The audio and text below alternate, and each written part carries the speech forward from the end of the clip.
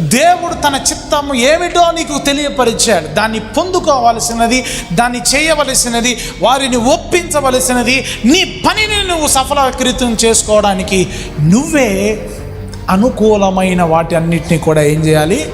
చేయాలి. కొన్ని ఆటంకాలు రావచ్చు, కొన్ని ఇబ్బందులు రావచ్చు. మీరు ఈ లోక మర్యాదను అనుసరింపక ఉత్తమమును, అనుకూలమును, సంపూర్ణమునై ఉన్న దేవుని చిత్తమేదో పరీక్షించి తెలుసుకొనున్నట్లు. ఏం తెలుసుకోవాలి? దేవుని చిత్తం చెప్పండి. పరీక్షించి తెలుసుకోవాలి. దేవుని చిత్తం ఎలా ఉంటుందో తెలుసా?